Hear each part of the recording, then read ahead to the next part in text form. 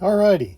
Well, it is several days later, and I have since taken the entire shell. I did a full strip on it, and I repainted it in a Rust-Oleum flat black. And I also repainted the boiler front. What we need to do today, there are a couple of things. First, we are going to be installing the jewels into the boiler front. There's going to be 4 installed. And then on the shell itself, we are going to be doing our numbering. We're going to be putting on our 736.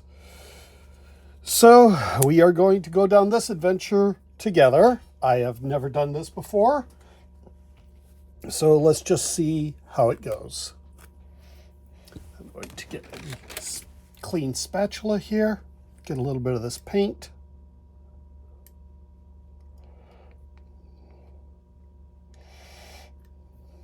I'm just going to put it onto this piece of plastic so I've got something to work from. Okay. Need a little bit more spread out there.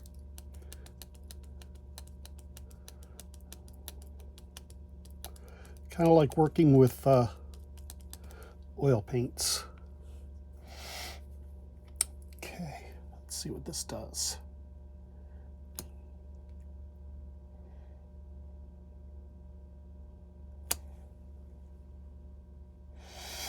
That's awful close to what I want. 99% there.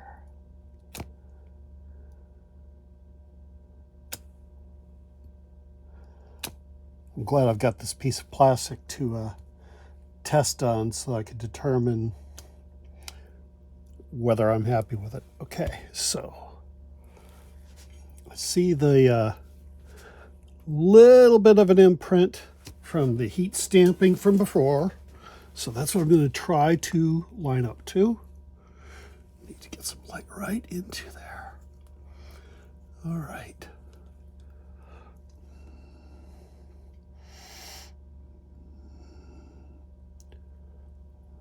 And just give it a roll. Oh, 99% there. Okay, I need to clean that off because we're going to be redoing it. Just some mineral spirits there. All right, pick up some paint. And line it up.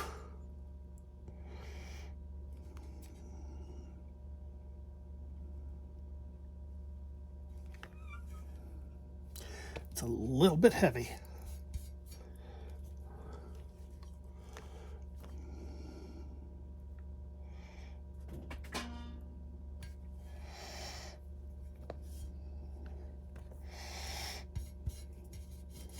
Yes, this is taking many tries to get it where I'm content.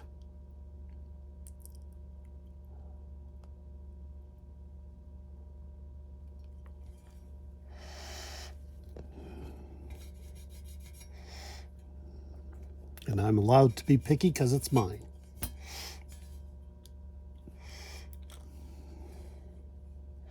That's part of my problem there. Got too much paint in the stamp itself. All right.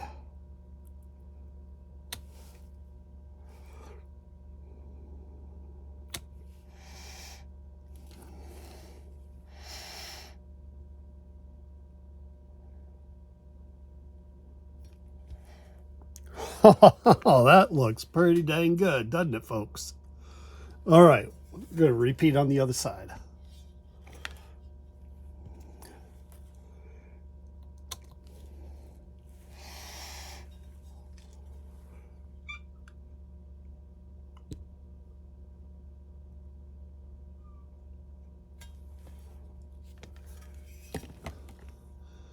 There we go. So I am 100% content with that. So I'm going to just put this paint and the stamp away, Clean off the stamp with some mineral spirits.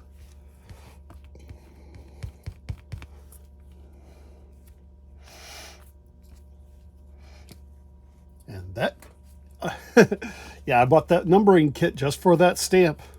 And we are done with it in that period of time. So, I will get out our jewels and be right back with you.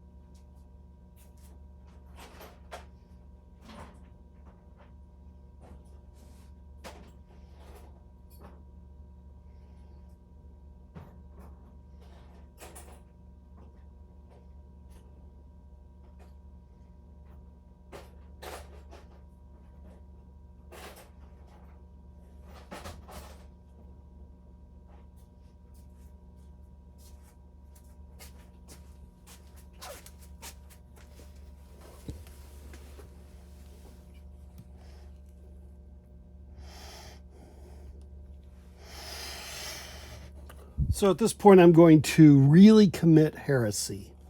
And that is that I am going to give a white stripe on the walking board here on the edge of the unit. Just for my fun. Okay? So let's just see how it does.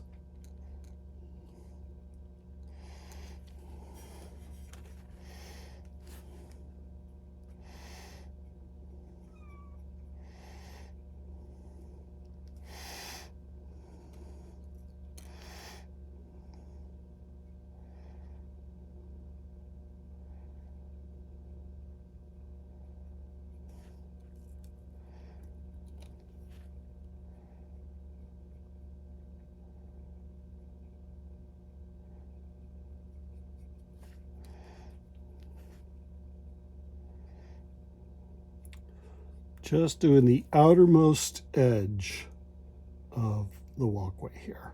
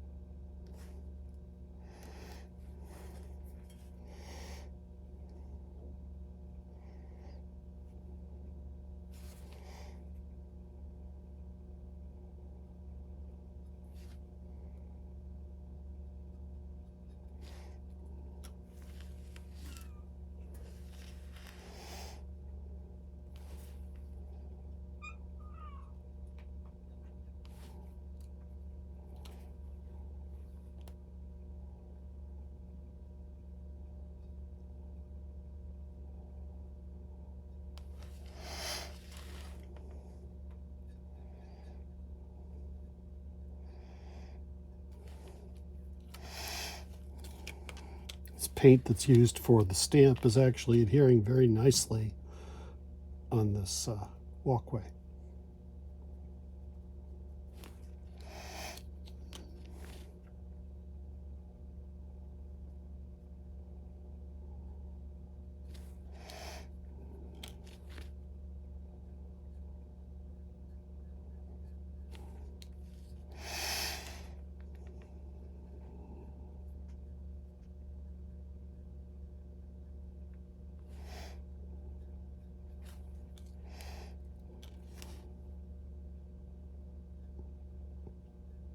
This paintbrush I'm using is one of the Testor's little disposable detail paintbrushes.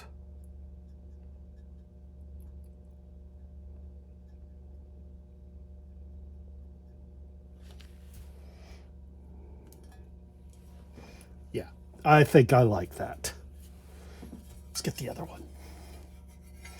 This one's a little bit more tricky because it's got the step up here.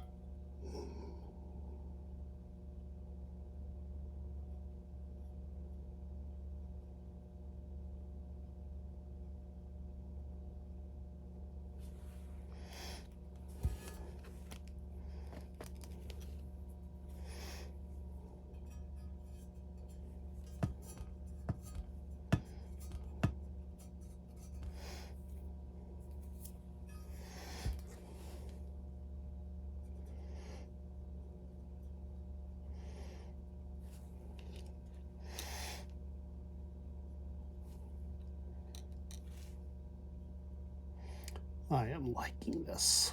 I think it really livens up the logo. I figured that since I already violated it by doing the full strip and repaint, I've got liberty, you know?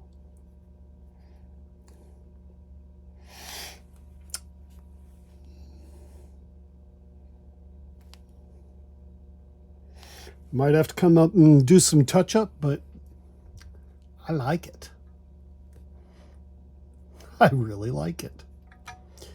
Okay, so tomorrow, after all these painting and details have dried, we will get into the final assembly and testing of this beast. So, come back tomorrow. Well, I get to be the latest in the content creators to complain about losing footage. It's very disappointing. So it is several days later, and we did complete the stripping and repainting of the 736 shell, but I also did the stamping of the number on the 736. And we've also decided to add a white stripe on the walkway. The other thing we did is we put the lens into our headlight. We've also added our 4 jewels onto our boiler front. So that is where we stand right now. To do the to do the number, I just got this stamp, and I used the paint that came with it to stamp the number. It took me about 8 or 9 different tries. That is more than quite all right. And then I used the same paint for our accent line. Tonight, this all needs to dry. Tomorrow we'll go into reassembly. See you then. Hey everybody, welcome back. Well, today's the day. We are going to reassemble the Berkshire. So we have repainted the shell and added this nice white stripe on the walk. Looks really good. The cow catcher is across the room, drying right now with a fresh coat of paint. Pretty excited, so let's get to it. All right, well, let's get started on reassembling the chassis. We did get a lot of new parts, and we've cleaned up and refurbished a lot of existing parts. So we're going to start out with a new smoke lever that's going to be going on here with some of the other stuff. I'm going to move my bucket of parts here so that I can clearly think through what I am doing on this. So we're going to first install our crosshead guide, and that's where our smoke lever also gets installed. So there's a slot in the crosshead guide, and the tab of the smoke lever goes directly into that slot. And then there are two pegs right here that the crosshead guide just simply goes into. So that's very straightforward. And then one Philister head screw goes down into this spot. Pretty straightforward. Grab my screwdriver. We'll screw this thing down. Alrighty, that guy went in pretty straightforward. Okay, gonna mount our smoke unit. Got my screws here and just getting organized here. There we go, there's the right screw. Now, make sure that you got your bell that cleaned across the room. There it is. Yes, you get to be real with me. And laugh. Laugh, laugh, laugh. There's joy in doing this stuff. One thing I do want to do is add a spring to the smoke unit. That'll give it a little bit more enthusiasm. So let's just get into my springs here and get one out. Okay, guys, just document that one for the history books. That never happens for those smoke unit springs to come out that easily. But what I just did does happen. Stand by. All right, so we're going to install this smoke unit. What we're going to do here is we're going to take our smoke unit spring. You guys don't see that very well. There we go. Yeah, very, very fine spring. I'm going to put it into the bell here and put the corresponding piece into the bottom. What this will do is it gives the smoke a little bit more enthusiasm. Now we're going to just take this little screw, which happens to be the same size as our E-unit screw. We're going to mount the smoke unit. So there we go. Smoke unit is mounted. Alrighty. Moving right along.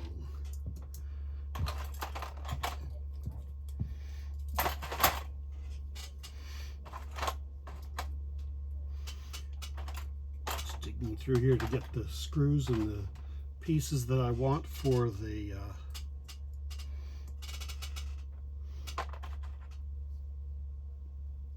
pickup.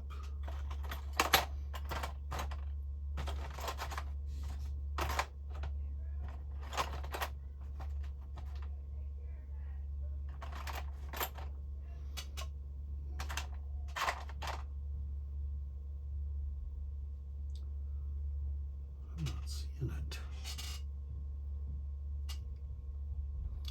As I said before, stand by. Okay, so now that we've got our smoke unit mounted, I'm going to go to the next piece of mounting our pickup roller system. But first things first, I know I ordered new rollers for this. Okay, we're going to set aside the chassis for a moment. We're going to focus on the pickup. What I want to do here is I want to replace the rollers, and we're going to do that by simply taking our pliers and we're going to open up one of the ears. Let's just grab a hold, and if everything goes right, we should be able to just twist it. There it went. Very straightforward. Open that up a little bit more. There we go. And we should be able to push the pin out. Okay, the pin doesn't want to come out, so we're not going to remove it. We're going to play right along with what we've got. We'll open up the roller just a little bit more so that we've got enough clearance for the old roller to come off. There we go. And then we'll get a new roller from the pack.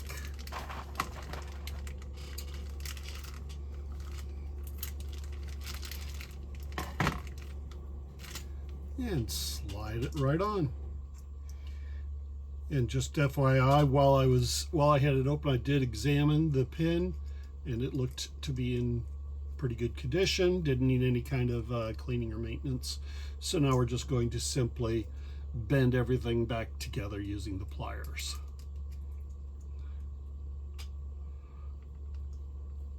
Just have to make sure that the pin gets back into the ear and gets pivoted in.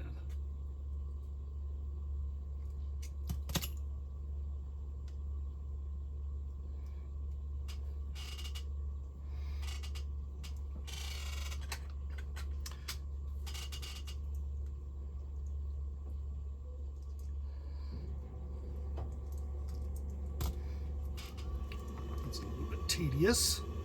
Tedious is okay.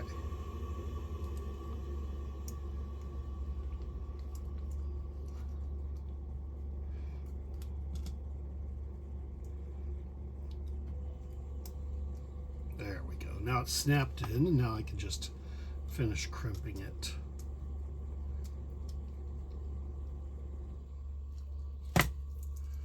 That's one roller. Let's get the other one.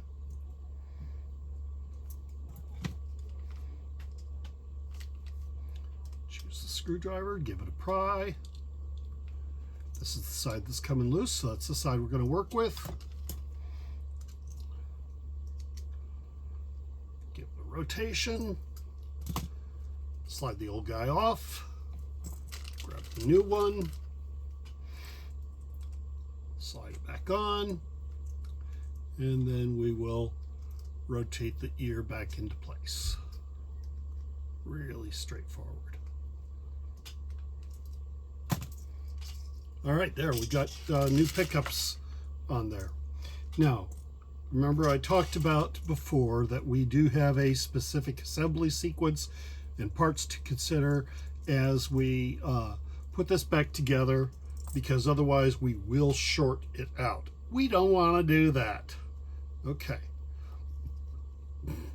So we do know that this insulator must be in place, and this entire pickup assembly has to be electrically isolated from the chassis. So how do we achieve that electrical isolation? Well, when we talked about the disassembly, we talked about these little itty bitty insulator isolators. These guys are really important. I'll show you how they are to go into the assembly. So, got our nameplate. The nameplate gets this screw with a lock washer on it. Then the insulator isolator. Then the pickup. And make sure that insulator goes into the hole there. Make sure that it's in the hole when you put it all together. And then inside the, oops, I screwed up there.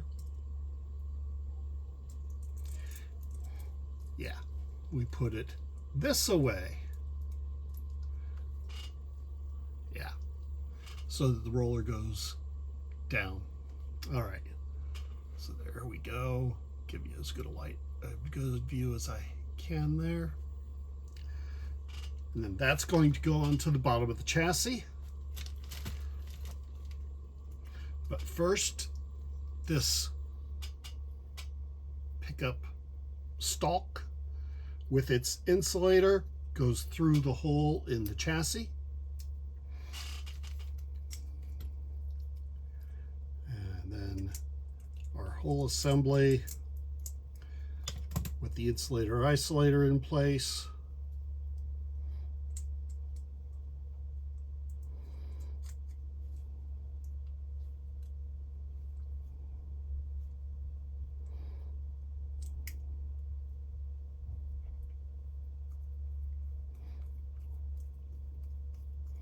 Alrighty, got that one in.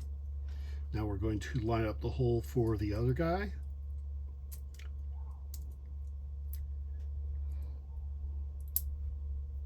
I'm going to have to loosen up the first one because I didn't get my isolator into its hole. So I'll do that now.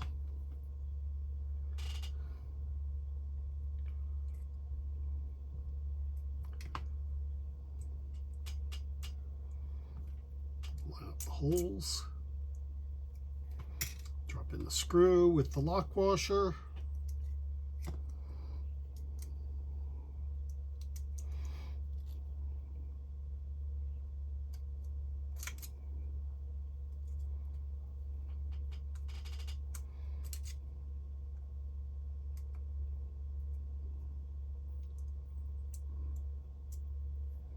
Make sure it actually gets in the screw hole.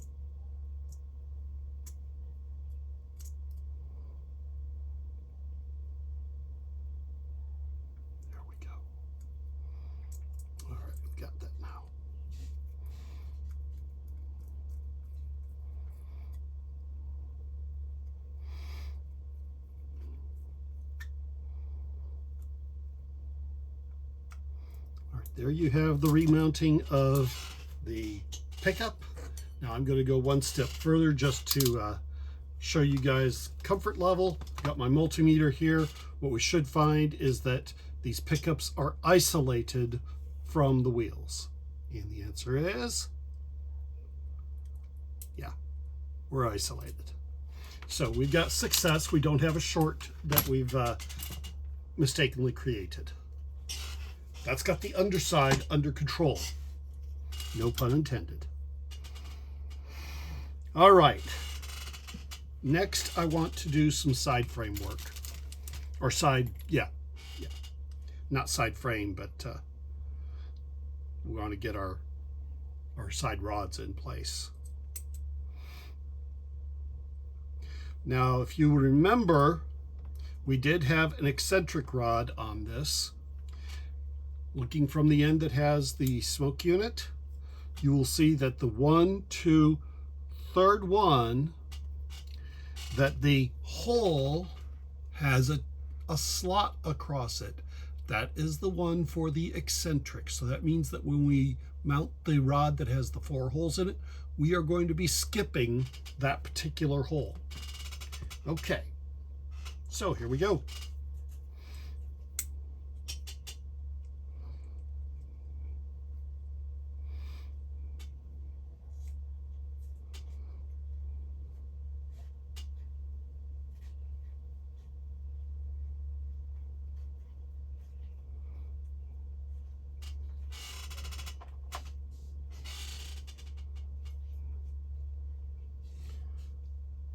This particular piece is the most important one of our side rods because it gives us alignment across the wheels on both sides.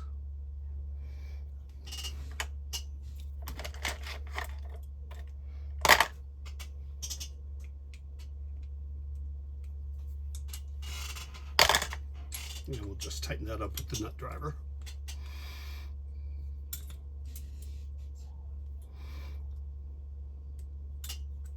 Always make sure that your side rod gets up onto the shoulder of the shoulder bolt. You don't want to trap it underneath, otherwise you will get jams.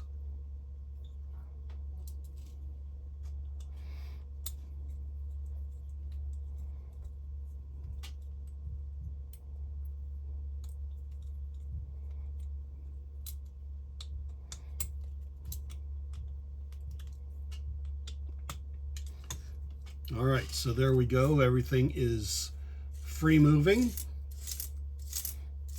We're still skipping that one because we'll deal with that when we put on the eccentrics. There we go. Let's put on the other one.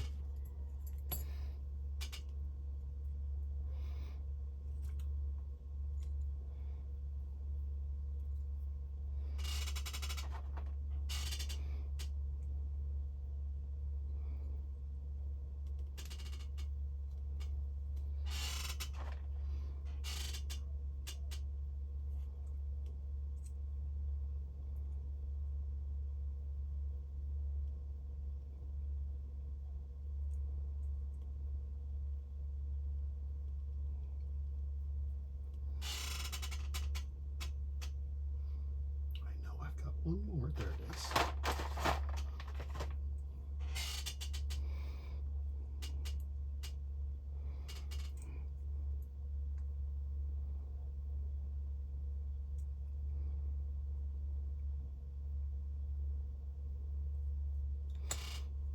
Tighten these guys up.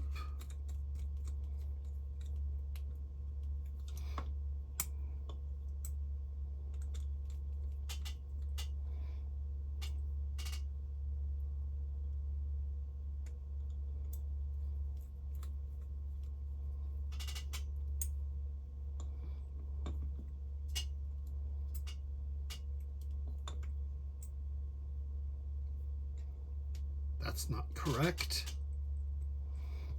And I'll show you why it's not correct in one moment.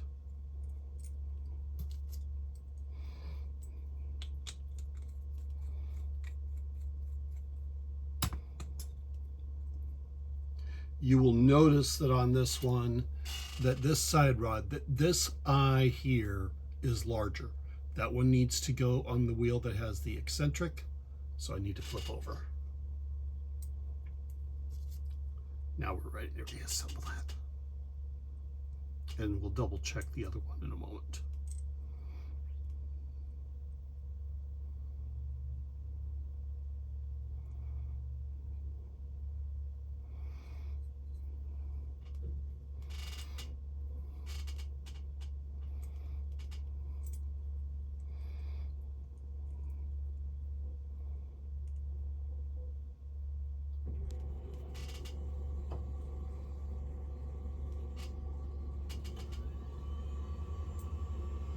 And yes, I absolutely believe in taking time, relaxing, making sure that things are working well.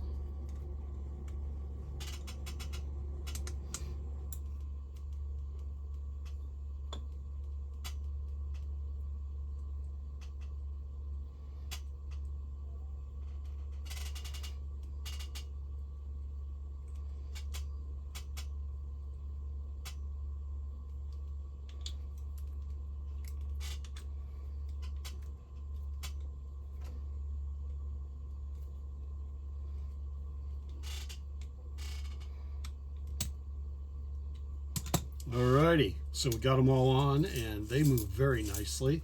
I'm going to take a moment to, first we're going to just give them a scrub, because since we're going through all this other cosmetic work, we do want these to look pretty nice.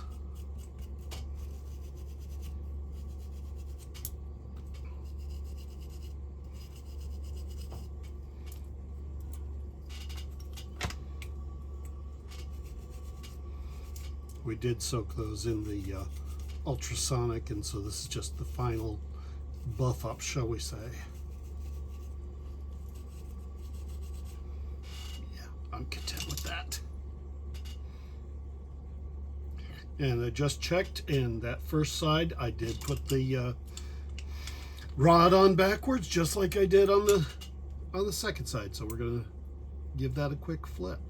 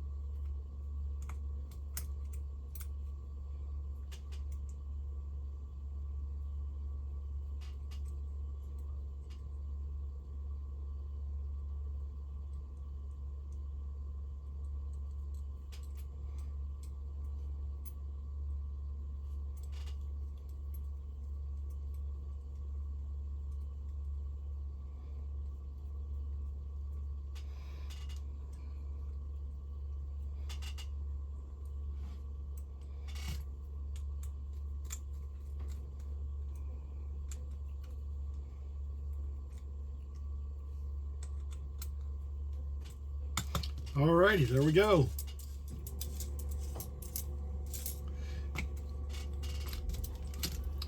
Do a quick lube of those.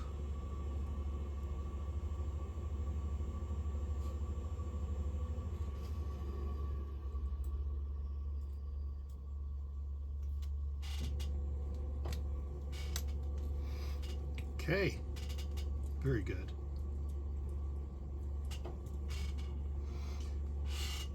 Okay, so next we are going to do our crossheads and side rods, or sorry, crossheads and eccentrics, I should say. There we go. That doesn't look right at all. That's because it goes this way.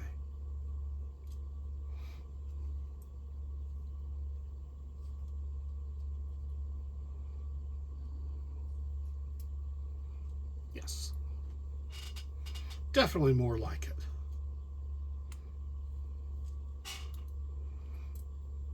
Get the other one on.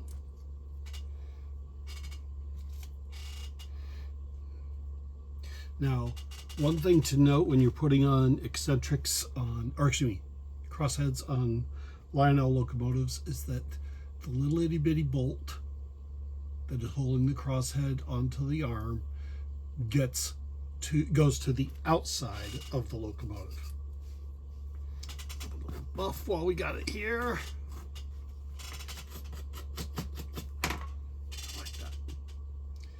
Then we're going to just slide it on. That didn't show very well, did it? Just slide it onto the crosshead arm. Next, we are going to go to the eccentrics, and I need to figure out which one's left, which one's right, because it's unmarked.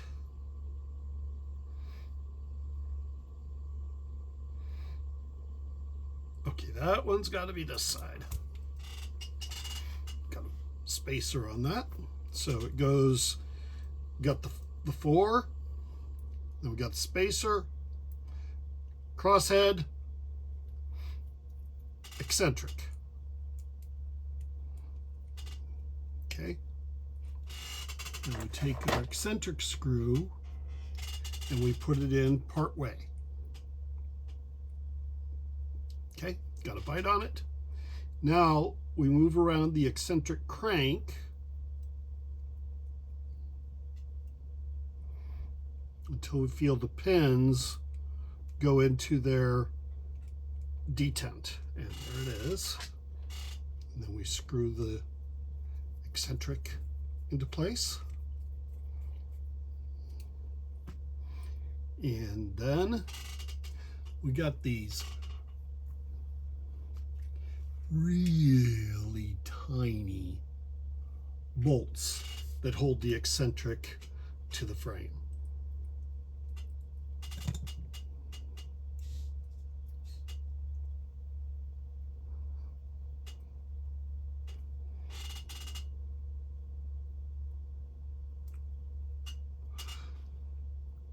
Timeout.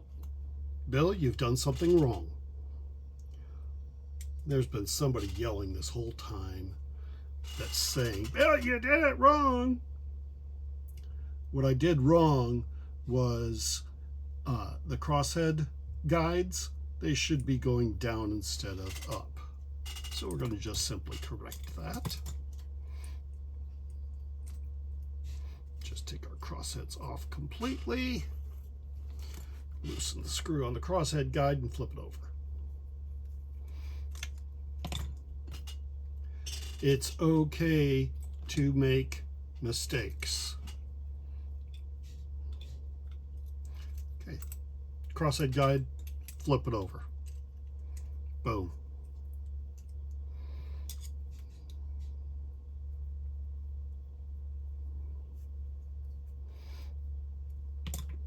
Mistake? What mistake?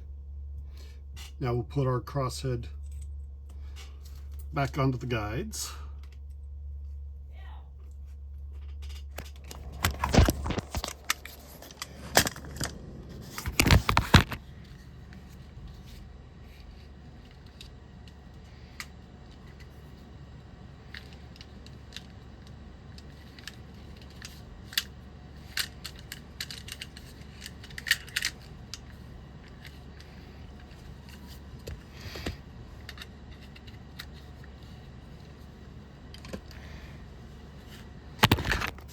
All right, so I've done a few things off camera. The first thing I did was on the shell, I went ahead and mounted all the gingerbread. That is stanchions, the handrails, the bell, and the whistle. So those are all ready for when we reassemble. On the chassis, I did finally get everything mounted up for the eccentrics and for all that. I did have to do one thing, and that is I found that right here there's a little block of phenolic that actually is what pushes the the smoke unit to do its bellowing operation, and it wasn't in place, and I couldn't find the part. Dug into it and said phooey on it, and I went ahead and 3D printed the part. So that is now in place. Right in there, you could see it. It's right there, that little tiny piece of blue plastic. That is the actual lever.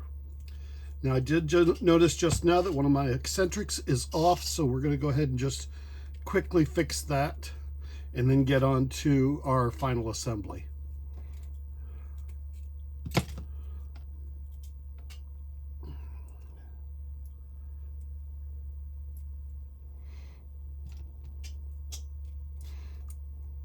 Alrighty.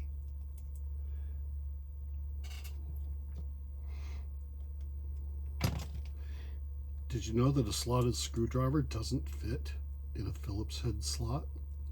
It just makes no sense. There we go, that's the right location. Tighten this puppy down. Alrighty, and alright, everything is operating, and I can even see the smoke piston going. Alrighty.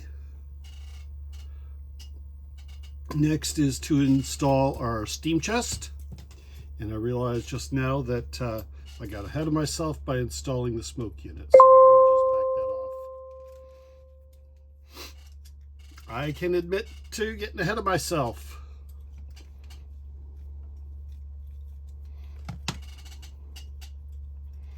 And because of the way that I did this, I have 3 things that I'm going to have to align at once. That is the crosshead guide, the crosshead, and the valve piston. I'm going to have to align that into the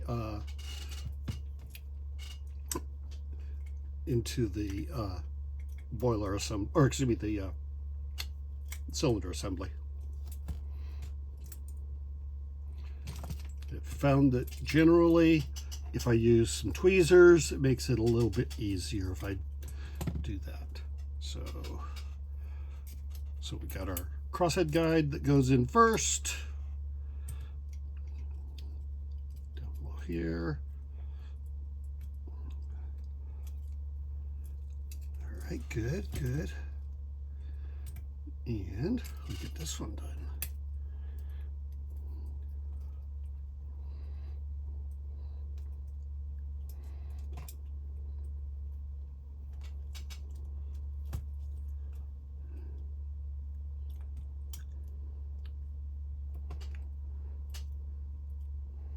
Trying to do 6 things at once is challenging, of course.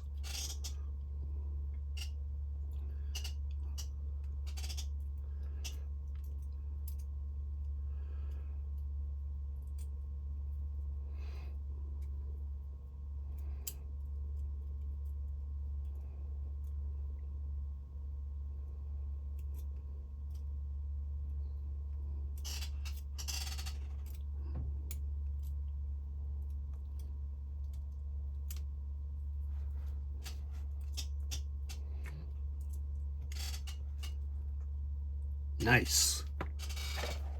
Now we got 2 Phillips head screws that go in there. Make sure I get the right ones.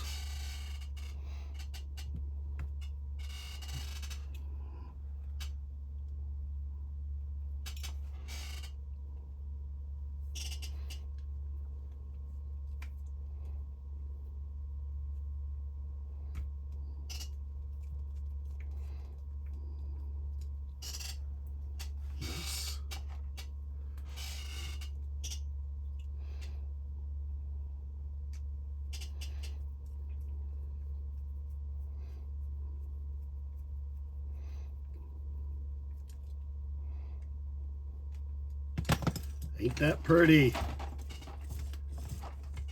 Okay. Now we'll put the smoke unit back in place again.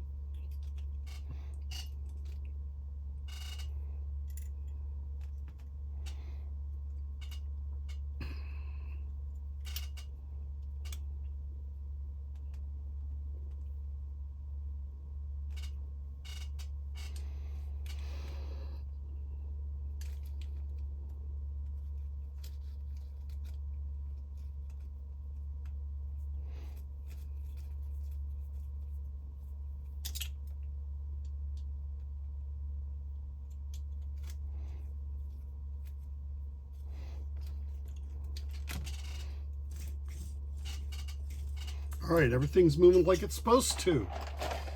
We are on to our final cleaning of the motor. And I realize that my stuff is not here. All right, for our final cleaning here, we're just going to, we've already, we haven't. We have not serviced this motor, so stand by one sec.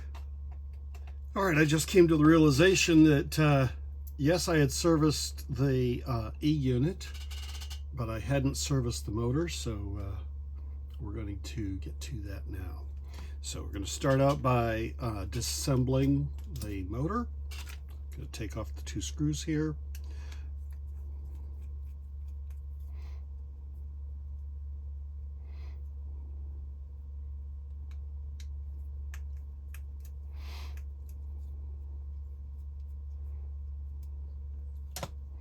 Take the plate off.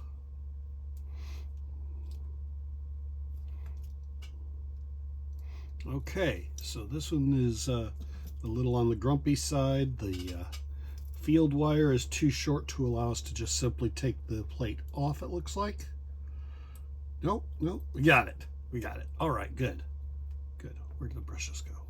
Oh, the brushes are still in the brush plate. Okay. Those brushes are getting replaced. Just going to grab them from the container.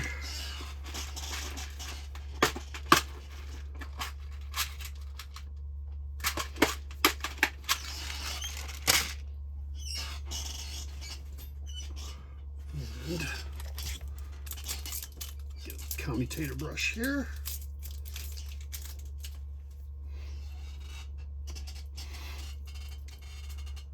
Commutator is not bad, but we are going to clean it.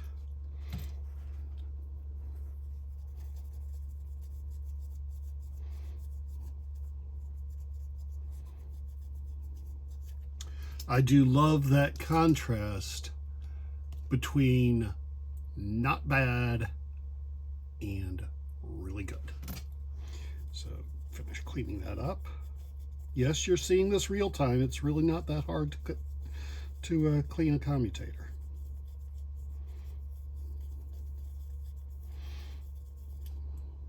Looks good. All right, I'm going to take my pick. Let's clean the segments. Now I'm going to flip it over. I'm going to pop off this E-clip.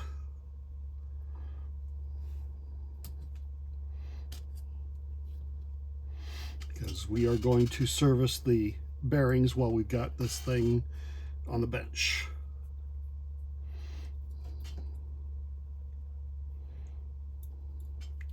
And I am grateful that I've got a caged bearing instead of just loose balls. But loose balls are never fun. All right, so we got the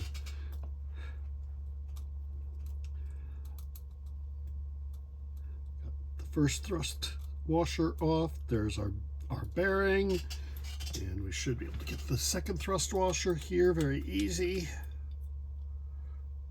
Maybe.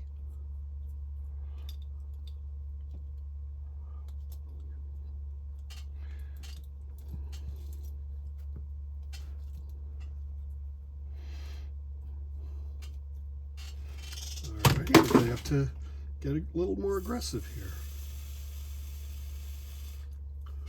Because evidently we've got some grease or something in here that's preventing the stuff from coming loose.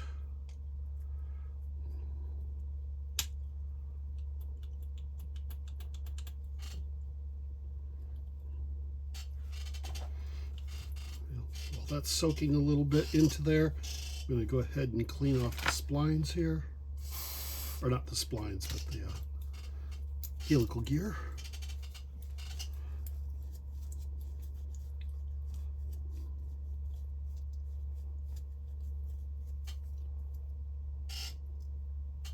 That looks much better.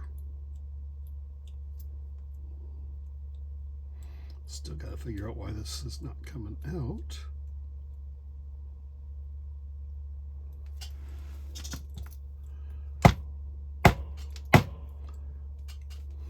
Worked. All right. Ooh, she does not want to disassemble. Like number 5. No disassemble, right? Ouch. All right. Grab a Q-tip here. We're going to clean. Get this out of the way. We're going to clean the shaft here that the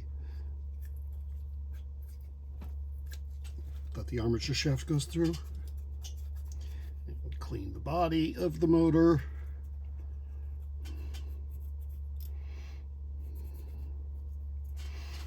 Need a little bit more aggression.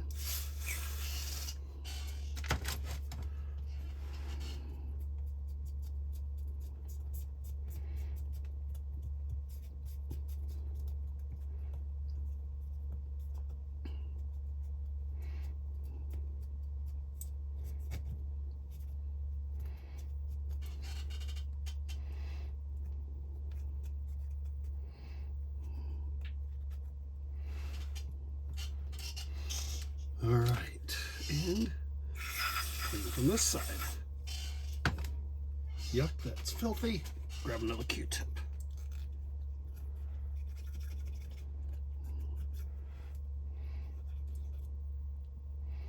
I do see some scoring inside that bearing, which might be why it was not wanting to come loose.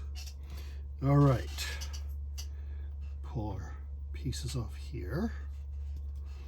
So now I've got, on my bench, I have 2 bearing races and 4 washers and an E-clip. So now those are all going to get cleaned, and then we'll quickly reassemble the motor.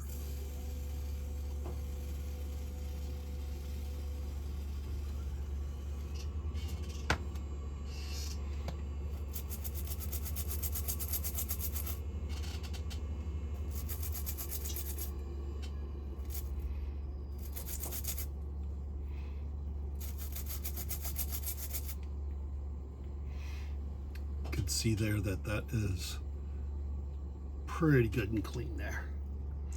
All right, finish up the other 5 pieces here.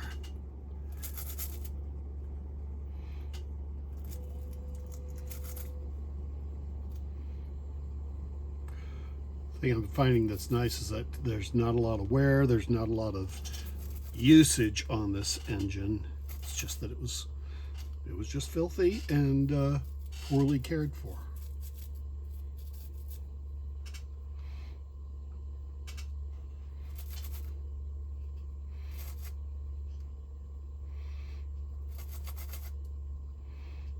Good. All right. E-clip. You can see that the cleaning just really isn't hard work. It's just a matter of doing. Now I'm going to tell you guys that when it comes to using lubricants on post-war, my philosophy does not necessarily align with everybody, and that is okay.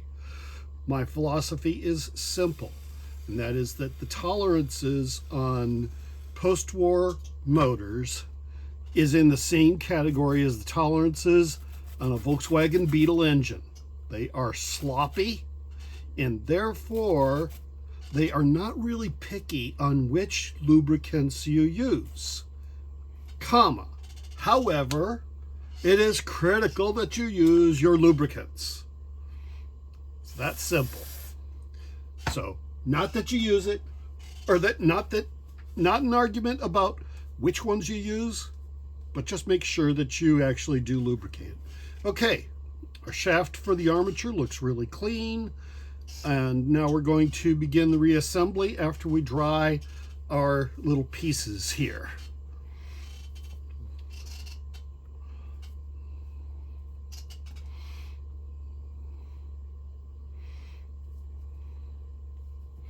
So you've seen in real time the rebuild portion of the work on the motor. Now, on the E unit, I'm going to be very simple on my cleaning of it. We are not going to be popping it apart because it's working. So all we're going to do there is we're going to shoot a little contact cleaner in and use a fiberglass pencil to scrub some of the worst offending goop off of it.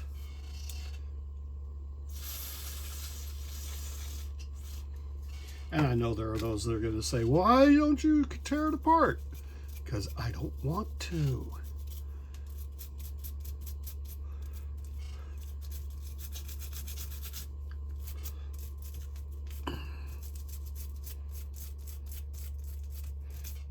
Okay, now we'll clean the brush holder.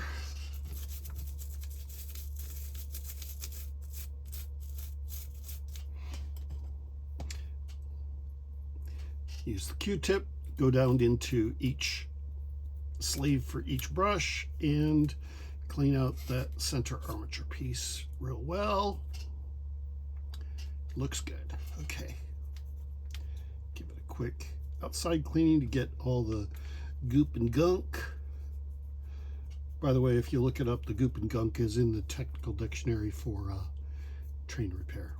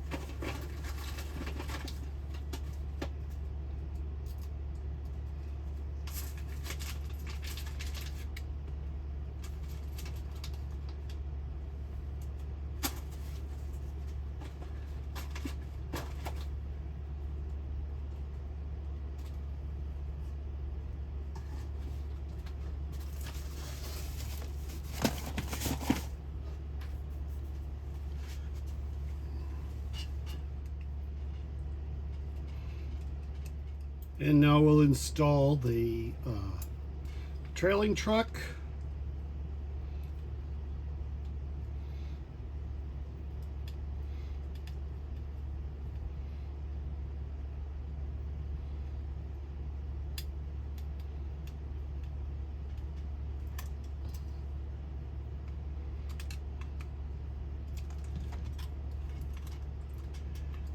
And there you have it.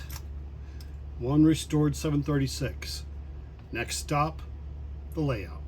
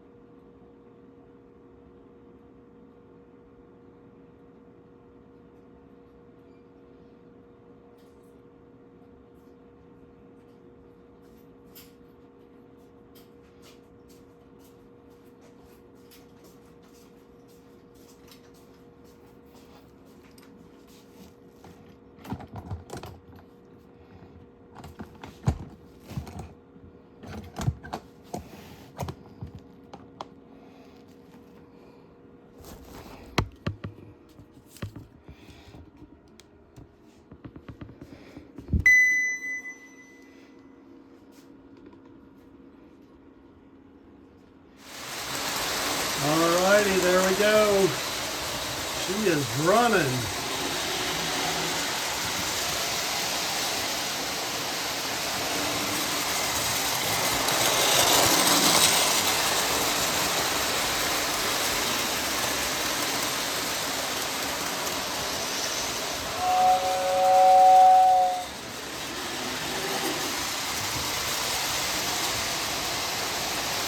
So there you have it. There's our 736 fully restored. See you on the next one.